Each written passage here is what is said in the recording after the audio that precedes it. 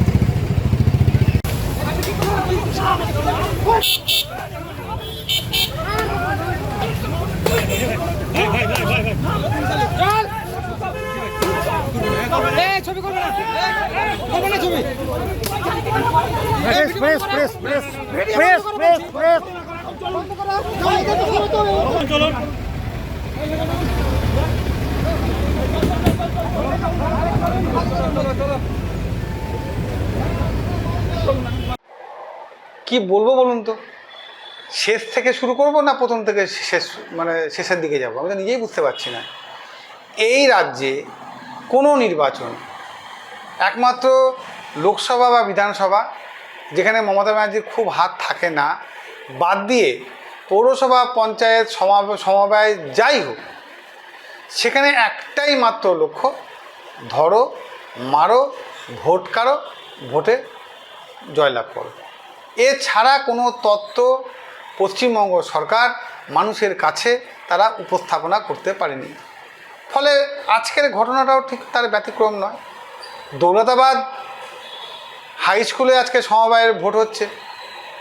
অনেক দিন আগের থেকেই শাসক দল জানে যে অন্ততপক্ষে এই সমবায় নির্বাচনে তাদের অবস্থা ভালো না, শাসক দলের অবস্থা ভালো না, শাসক দলের মানসিকতাও ভালো না।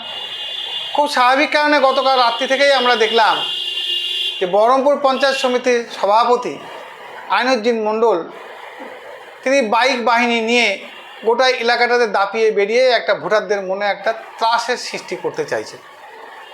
পুলিশ অফিসারদেরকে জানানোর পর তারা বলতে চাইছেন, আমাদের ব্লক সভাপতি তারা ফোন করে জানিয়েছিল যে এই ধরনের বাইক বাহিনী ঘুরছে, এটা ভোটাররা বিচলিত হবে।